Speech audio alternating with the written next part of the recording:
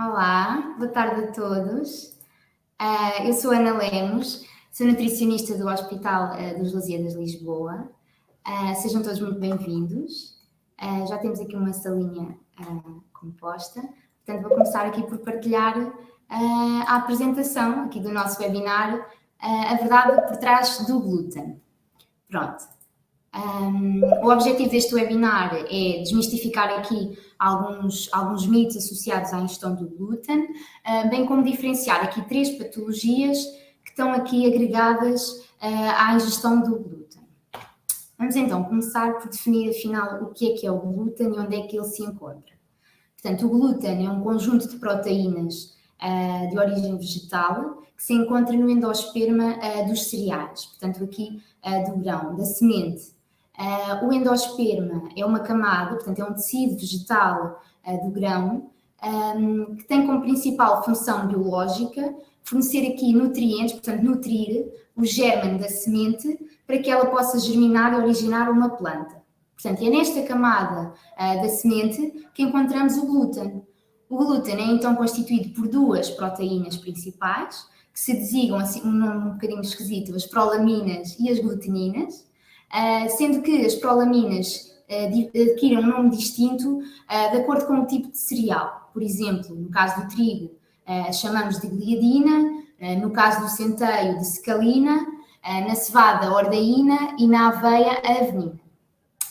Tenho aqui também uma imagem esquemática, onde temos aqui, portanto, o endosperma do grão e onde é que se encontra o glúten. Por lei, a nível europeu, consideramos que um alimento isento de glúten é um alimento que apresenta menos de 20 partes por milhão. E o que é estas 20 partes por milhão? 20 partes por milhão é quando, num quilo de um produto alimentar, temos no máximo, por legalidade, 20 miligramas de glúten. Portanto, é este o critério para considerar um alimento isento de glúten ou como contendo glúten.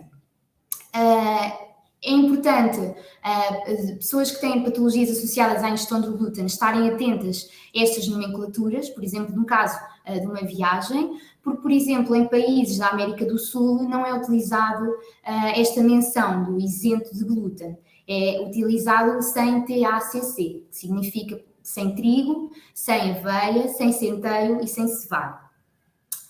O glúten cada vez mais tem sido incorporado em diversos produtos na indústria alimentar e até em produtos que habitualmente não teriam glúten, no caso se fossem naturais, e porque é que ele é assim tão aplicado e tão amplamente utilizado na indústria. Ele, no fundo, tem aqui a capacidade, portanto, a matriz do glúten, na presença da água, tem aqui uma capacidade de fornecer não só elasticidade, como reter a umidade e reter também o gás carbónico que se produz na fermentação, por exemplo, de um pão. Na prática, o que é que resulta? Resulta num pão mais fofinho, com características organoléticas melhores, portanto, com um melhor sabor, com uma melhor textura e, portanto, com uma melhor rentabilidade a nível de venda e por aí adiante. Pronto, vamos passar então aqui aos locais, aos alimentos, aliás, onde encontramos o glúten. O glúten está então presente, como falámos, no trigo e nas suas variantes, como é, por exemplo, o camute, o espelta, o triticale, que é aqui um híbrido do trigo e do centeio. Encontra-se também no centeio, na cevada, na aveia, no malte, no pão, em produtos de pastelaria e confeitaria, cereais de pequeno almoço, bolachas e biscoitos, iogurtes que integrem cereais, em pizzas, massas alimentícias, salgados e em muitos outros alimentos. Existe também aqui um aditivo alimentar que tem que ser aqui um alerta, portanto tem que ser considerado como um alerta porque poderá conter glúten. Este aditivo é codificado com um código nos rótulos alimentares, que é um E-14 e depois seguido de um número. Este aditivo é algo que se adiciona durante o processo de fabrica um alimento e que faz com que ele tenha aqui uma melhor característica. E, no fundo, este aditivo poderá derivar do trigo, portanto, poderá ser um amido modificado do trigo, pelo que poderá conter o glúten. Portanto, o glúten pode-se encontrar nestes alimentos que contenham este aditivo. Faço agora aqui uma sugestão para termos aqui alguma interatividade, em que gostaria que me dissessem quais destes produtos é que consideram que existe glúten aqui no chat, se não se importarem. Se a cerveja tem ou não, se o molho de soja tem, a sopa de legumes, o trigo sarraceno, as delícias do mar e as hóstias, que também deixo aqui este desafio. Já temos aqui algumas respostas, portanto, que a cerveja tem, as hóstias, as delícias do mar e o molho de sojas, as hóstias, novamente aqui a Mónica Pinho, a cerveja, ainda está aqui alguém a digitar.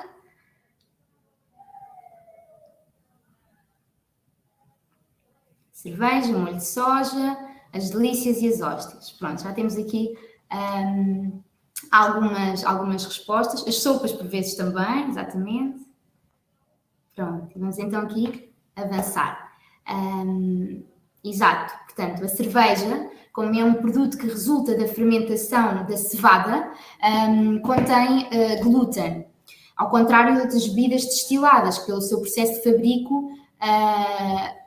seu processo de fabrico, não contêm glúten, como a vodka, como o whisky. Pronto, a cerveja é aqui uma bebida alcoólica de referência que contém glúten. O molho de soja também contém glúten na sua constituição. E o trigo sarraceno, contrariamente ao que o nome nos pode levar a pensar, não contém glúten. Portanto, o trigo sarraceno, ou também designado, conhecido por trigo mourisco, habitualmente não contém glúten. E como aqui alguém dizia no chat, contém apenas glúten por contaminação cruzada. Poderá ser aqui, por exemplo, na mesma fábrica em que se processa um grão de trigo ou de centeio de cevada, se processar, por exemplo, o trigo sarraceno, este poderá ocorrer aqui, poderá ficar contaminado com glúten, portanto, mas no seu produto natural não tem. É um pseudo-cereal, à semelhança da quinoa e naturalmente isento de glúten. A sopa de legumes, também como aqui alguém referiu, depende de onde foi feita e depende, os caldos, pronto, aqui não falando em marcas, mas sim, as sopas processadas, portanto, são alimentos que poderão conter glúten. Portanto, a sopa feita em casa, por assim dizer, com legumes apenas na sua base e com água, naturalmente é isenta de glúten. Contudo, se for uma sopa processada ou uma sopa, por exemplo, a nível da restauração, que utilizem aqui um engrossar da sopa, recorrendo, por exemplo, a farinha, esta poderá ser aqui uma fonte de glúten. As delícias do mar habitualmente contêm glúten, sendo que já existem várias versões no mercado sem o mesmo. As hóstias, portanto, aqui um bocadinho mais polémico, como são à base da farinha e da água, também contêm glúten. E deixo aqui uma curiosidade, para quem não souber, que já existem em Portugal hóstias sem glúten disponíveis para doentes celíacos, alérgicos ao trigo ou com outras patologias aqui associadas que já vamos falar, para quem quiser realmente consumir. Vamos então avançar para a análise do rótulo. Como é que eu, ao olhar para um rótulo de um produto alimentar, consigo percepcionar quais é que são as estratégias para eu perceber se ele tem glúten ou não? A primeira estratégia, e esta é a nível legal, existe um regulamento que a última atualização foi de 2011, que diz que todos os alergénios alimentares têm que estar destacados, portanto, seja em negrito, seja em maiúscula, que é, por exemplo, aqui o exemplo que temos aqui destas bolachas, a laranja, com o rótulo laranja, temos o trigo em destaque, portanto, sabemos que este alimento é uma fonte de glúten. Outra abordagem será aqui procurar algum símbolo, isto a nível em território nacional, procurar aqui o símbolo da Associação Portuguesa dos Celíacos. É uma associação que faz análises, entre várias atividades que dinamizam, fazem também aqui uma certificação dos produtos sem glúten, fazendo a análise e percebendo se eles se podem categorizar assim ou não, e portanto sempre que um alimento tem menos do que, é submetido à análise e tem menos do que 20 partes por milhão, colocam este símbolo, portanto é uma excelente estratégia. Procurar também o símbolo da espiga cortada, que é outra estratégia de certificação, ou procurar menções como isento de glúten ou não contém glúten, que é o caso deste rótulo amarelo que temos ali escrito não contém glúten, portanto a negrito e a destacado. É importante também estar atento à possível contaminação cruzada, portanto, a possíveis menções de contaminação cruzada, em que podemos ler em vários rótulos, pode conter vestígios de glúten ou pode conter vestígios de cereais com glúten. Portanto, neste caso, não é, quando temos estas menções, não são alimentos aptos para, por exemplo, doentes celíacos e por aí adiante. E é mesmo disso que vamos falar, portanto, de doentes celíacos. Existe muito a associação da doença celíaca à alergia ao glúten, não podemos classificar a doença celíaca como uma alergia nem como uma intolerância, mas sim como uma doença autoimune crónica, portanto crónica para a vida toda, e autoimune envolve aqui o sistema imunitário, e a mesma é desencadeada pela ingestão do glúten em indivíduos geneticamente suscetíveis, portanto há aqui uma componente hereditária. A principal sintomatologia associada à doença celíaca é aqui a atrofia das vilosidades do intestino. Como podemos ver aqui no esquema, na presença de glúten, um doente celíaco vai ter aqui uma degradação progressiva da mucosa. Esta degradação progressiva da mucosa intestinal, portanto, o nosso intestino, provoca uma atrofia das vilosidades. Temos aqui em uma imagem do microscópio, compara uma mucosa do indivíduo saudável com uma mucosa de um indivíduo celíaco não tratado. E o que acontece aqui é que temos uma diminuição da capacidade de absorção dos nutrientes, e esta diminuição da capacidade de absorção dos nutrientes causa aqui vários sintomas consequentes. Habitualmente a doença celíaca é diagnosticada na infância, contudo atualmente existem diagnósticos ao longo de todo o ciclo de vida. Mas por ser mais diagnosticada nas crianças, dividimos os sintomas em dois tipos, portanto, os clássicos para as crianças e os atípicos para os adultos. Aqui nos clássicos, e temos aqui também esquematizado a imagem, a diarreia, a distensão abdominal, a flatulência, cólicas e aqui um comprometimento da evolução estaturo-ponderal da criança. Nos adultos temos osteoporose, osteopénia, anemia ferropénica, dermatite herpetiforme, que no fundo é aqui... Quando ingerimos glúten, acontece aqui uma erupção cutânea, aqui há algumas alterações a nível da pele. A estomatite aftosa recorrente, que no fundo é o surgimento de lesões na mucosa oral, como aftas ou como erupções bulbosas. Temos também infertilidade e abortos recorrentes, alterações neurológicas e psiquiátricas, alterações na função da tiroide, como por exemplo o surgimento de tiroidite, alterações nas análises hepáticas e alteração na dentição definitiva, aqui com uma hipoplasia do esmalte, que se traduz no fundo numa sensibilidade dentária excessiva e não justificada. O diagnóstico depende de caso para caso, é feito pelo médico gastroenterologista, mas considera aqui vários critérios, portanto a história clínica, quais os sinais, quais os sintomas, as análises sanguíneas, portanto aqui um estudo serológico, uma endoscopia ao intestino, para percebermos se temos ou não na presença daquelas atrofias das vilosidades, está aqui um comprometimento a nível da absorção dos nutrientes, e também, como falámos, é feito também testes genéticos, porque o glúten, a doença celíaca, aliás, tem aqui uma componente genética muito forte, são pesquisados certos tipos de genes. O tratamento é então uma DIG, que é uma dieta isenta de glúten. Em Portugal, a prevalência, e de acordo com um estudo de 2018, concluiu-se que 1 em cada 162 pessoas era celíaca, portanto, e que cerca de 1% da população, isto estimado, não é? 1% da população portuguesa é doente celíaca. O que é que acontece? No ano de 2018, em Portugal, apenas tínhamos 15.000 celíacos identificados, o que nos leva aqui a concluir que a doença celíaca é uma doença subdiagnosticada. Portanto, ainda temos que fazer mais rastreamentos e identificar mais casos de doença celíaca. Uma das dúvidas muitas associada aqui à doença celíaca é se um celíaco pode ou não consumir aveia. Existe um subgrupo, cerca de 5% dos celíacos que não toleram a aveia. Portanto, aqui que a avenina, portanto a prolamina presente no endosperma do grão da aveia, torna-se tóxica para este subgrupo. Contudo, 95%, portanto, a maioria dos celíacos não é intolerante, portanto, a aveia não despoleta aqui nenhum quadro sintomatológico, pelo que é bem tolerado. Como é que é feita esta distinção entre os doentes celíacos que podem consumir aveia e os que não podem? Numa primeira fase, depois do diagnóstico, inicia-se então dieta isenta de glúten e a aveia é excluída.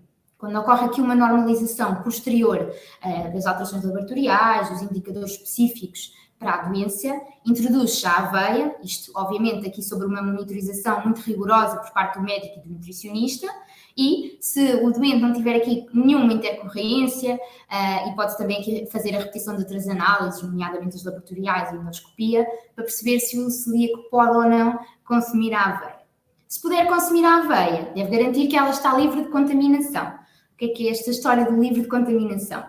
Habitualmente a aveia, quando é plantada em campos paralelos ao cultivo do trigo. Pode ocorrer aqui uma contaminação cruzada, portanto a aveia pode ficar com vestígios de trigo, portanto pode ficar com glúten.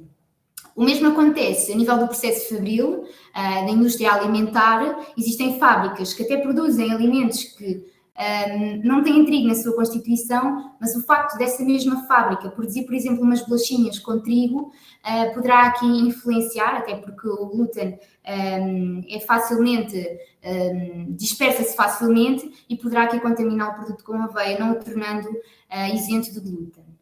Pronto. Falando agora da segunda patologia, portanto, a sensibilidade ao glúten não celíaca. No fundo, é aqui...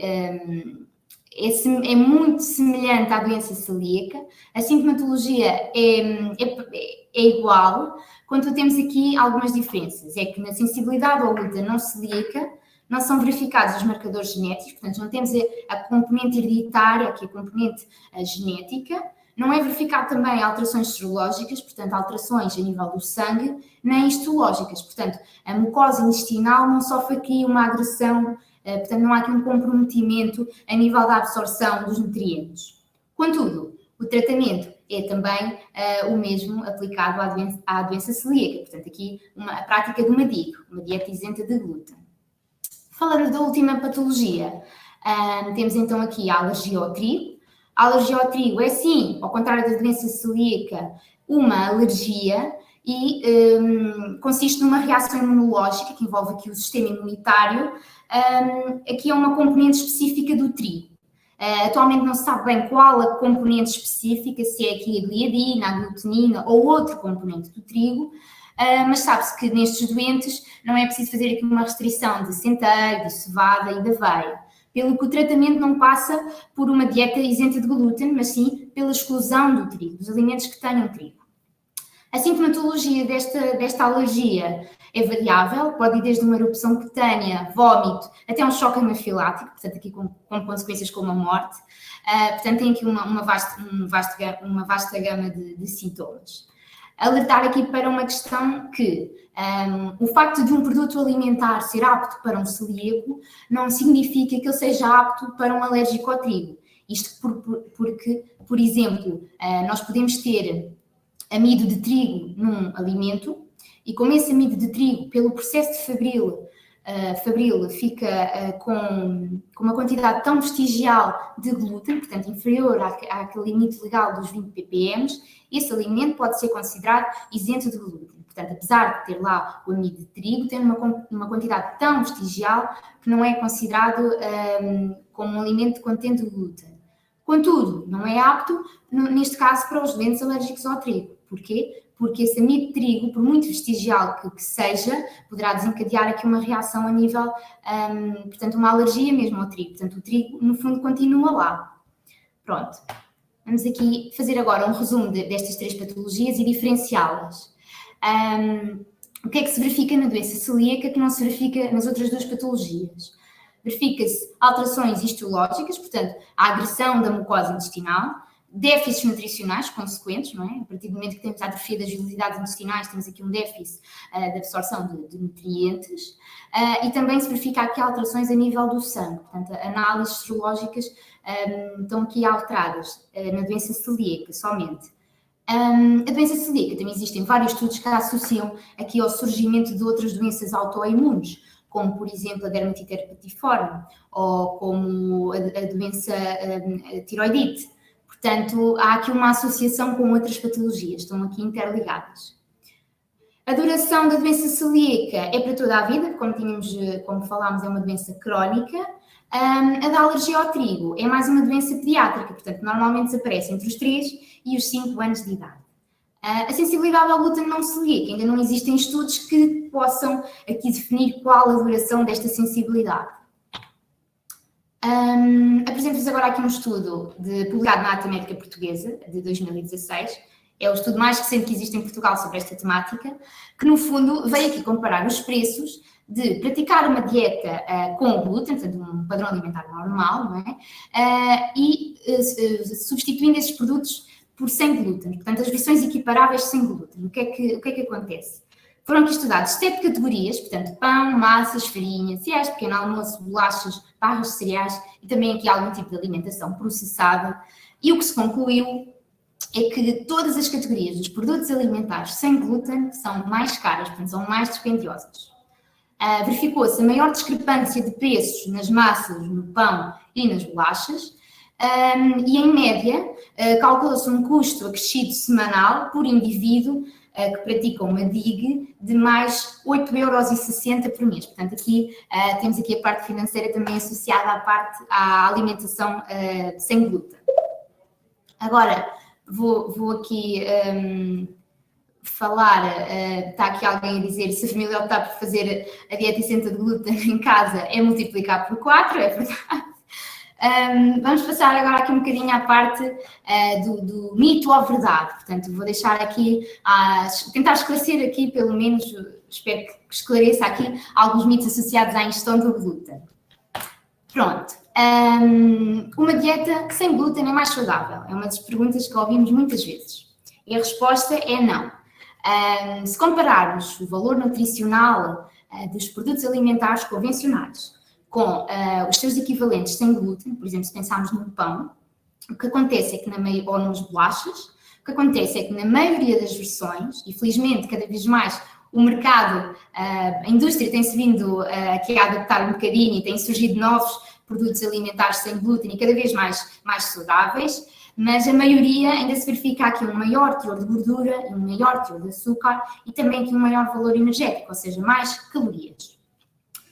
Coloquei-vos aqui dois dos vários sites que encontrei na internet que falam aqui um bocadinho sem qualquer tipo de fundamento científico. Glúten vira cola no intestino e provoca diversas complicações. Veja 7 benefícios de uma vida sem glúten. Pronto, e por aí adiante encontram-se imensos exemplos desses na internet que não são assim tão verdade.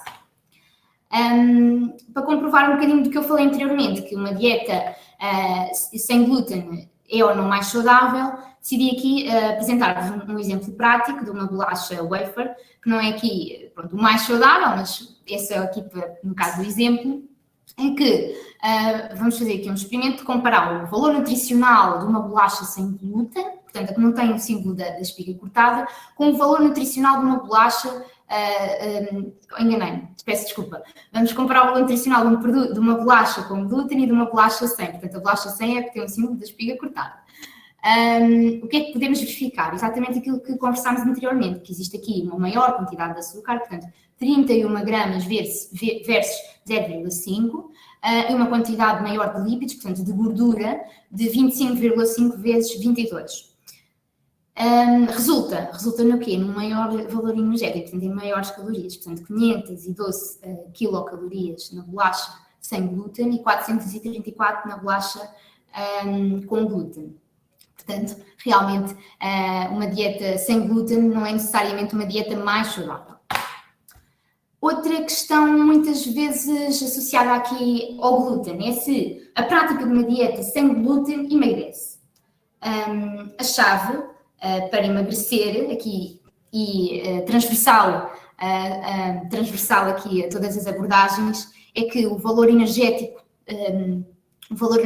ingerido tem que ser inferior ao gasto. Portanto, nós temos sempre que ingerir menos do que aquilo que gastamos, que é podemos promover aqui uma perda ponderal.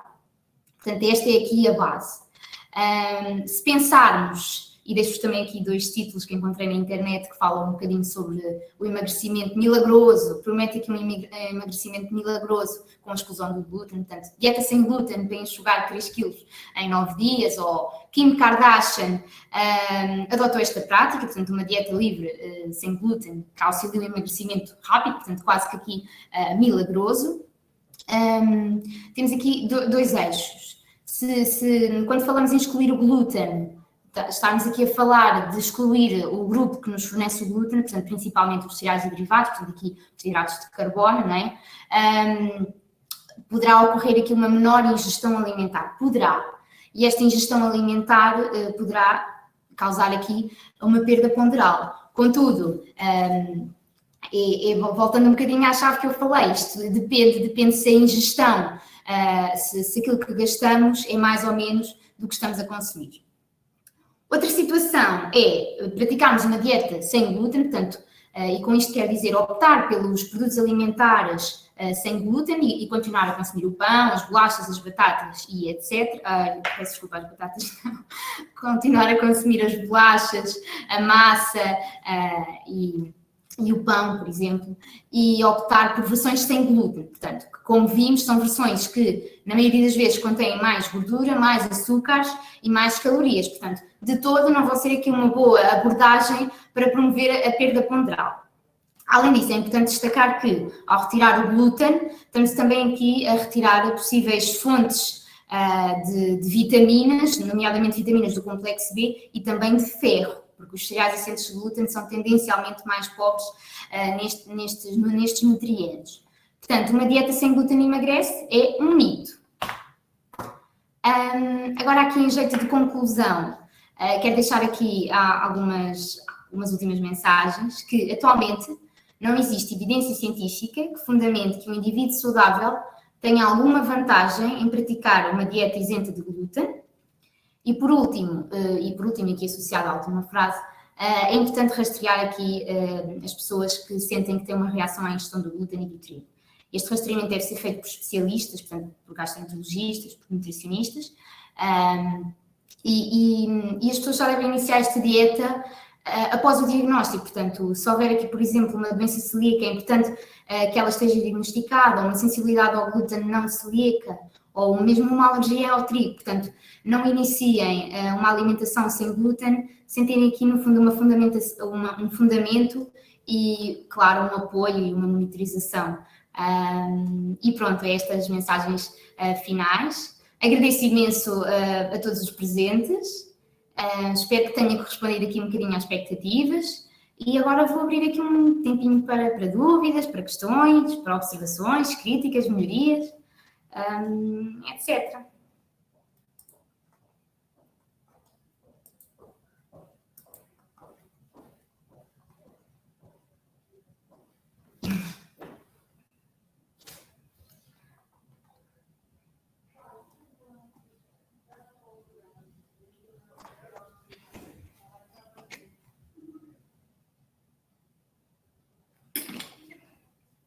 Eu é que agradeço também por estarem aqui. A Vera Fernandes procura algum indicador de alerta para a necessidade de procurar um especialista? Sim. Por exemplo, se estivermos no caso de uma doença celíaca, temos todo aquele quadro sintomatológico associado, portanto, isto mais para os adultos, portanto, podemos ter aqui osteoporose, osteopénia, uma dermatite, portanto, erupções cutâneas. Portanto, é importante, sim, consultar um especialista que consiga aqui ajudar e fazer um diagnóstico e perceber se a prática de uma dieta isenta de glúten é o mais indicado para aquele caso, ou se foi detectada alguma alergia ao trigo, e se é necessário fazer aqui uma exclusão desse nutriente, portanto, do trigo. Não sei se há mais perguntas. Estou agradecida, eu é que agradeço.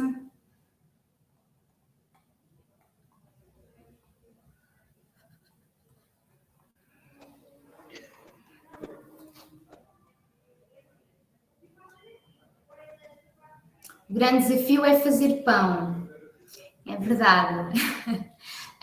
Aqui uma dica que eu posso dar neste caso é procurar não utilizar apenas uma farinha de um tipo, por exemplo, não utilizar apenas maisena, mas procurar uma farinha que contenha uma mistura de farinhas, por exemplo, e no caso de tolerar a aveia, uma farinha de arroz, portanto, uma mistura de farinhas que não contenha açúcar, portanto, que seja ali tentar um bocadinho ser o mais natural possível, porque esta mistura de farinhas é aquilo que nos vai permitir mais imitar o comportamento do glúten, portanto, da matriz do glúten, ou seja, ter um pãozinho mais fofinho, mais apetitoso. Portanto, é uma dica que deixo, é aqui mesmo procurar farinhas que tenham vários integrantes, não apenas um.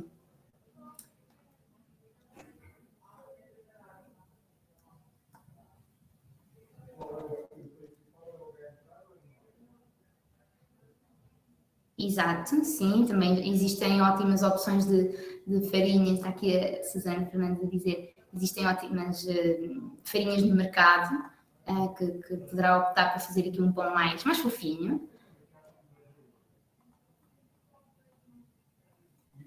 Não sei se escapou aqui alguma pergunta. Julgo que não. Ok. Pronto, já estão também aqui a trocar dicas de sites com produtos sem glúten. Como perceber se podemos estar na presença de alguma intolerância ao glúten? Pergunta Mariana Brígida. Depende. Depende. É assim, depende dos sintomas associados, portanto, porque há aqui uma certa... Se for uma intolerância ao glúten, estamos aqui a falar ou de uma doença celíaca, portanto, ou de uma sensibilidade ao glúten não celíaco. Os sintomas são semelhantes, são transversais. Portanto, a minha sugestão é mesmo procurar um especialista que possa aqui fazer os testes de despistes, neste caso, à doença celíaca, para perceber se não estamos mesmo na presença de uma doença celíaca, visto que uma doença celíaca não tratada, além de diminuir a esperança média de vida, tem aqui imensas consequências associadas. Portanto, é mesmo procurar um especialista que possa excluir o diagnóstico de doença celíaca e, no caso da suspeita de uma sensibilidade ao glúten não celíaca, fazer aqui a exclusão do mesmo, para perceber se há aqui uma melhoria dos sintomas, das cólicas, da distensão abdominal, etc.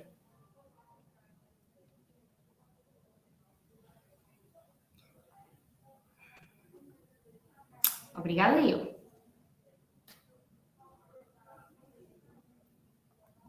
Qual o especialista mais indicado?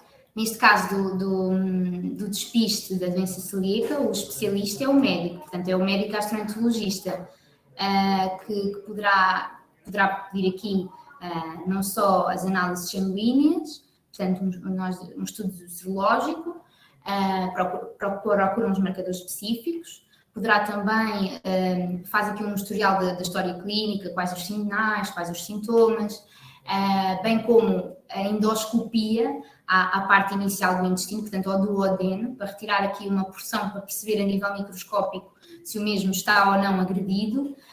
Portanto, sim, o especialista mais indicado é o gastroenterologista. Não sei se há aqui mais perguntas.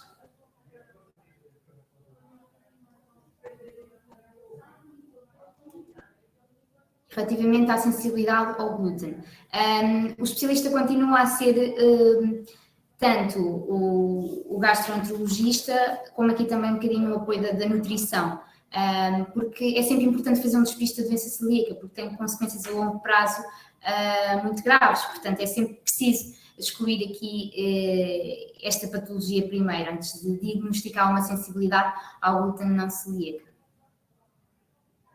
Até porque iniciar uma dieta isenta de glúten, sem termos aqui um diagnóstico associado, poderá camuflar um pouco. Imaginemos um doente celíaco não diagnosticado, não é? Que, por iniciativa própria, decide iniciar uma alimentação sem glúten. A mucosa vai ficar boa, as análises sanguíneas não vão apontar nada. Portanto, no fundo, vamos camuflar uma patologia, portanto, depois se formos fazer os testes, vai dar negativo para a doença celíaca, quando no fundo é um doente celíaco tratado.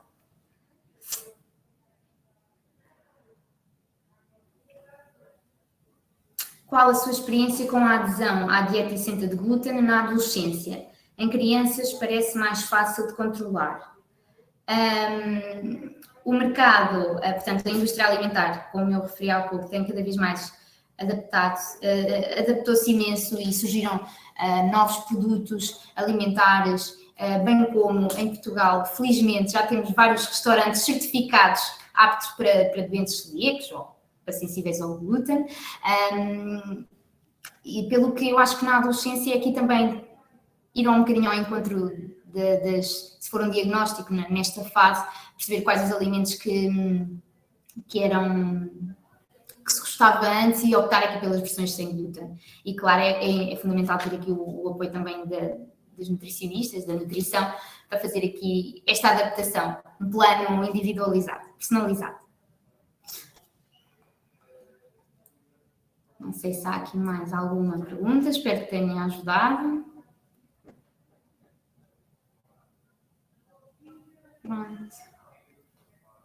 Pronto, volto novamente a agradecer a presença de todos e espero ter correspondido às vossas expectativas. E se surgir aqui mais alguma dúvida, não sei se...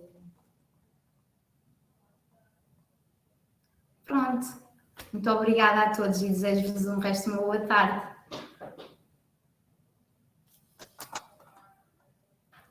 Está aqui alguém, obrigada eu. Pronto.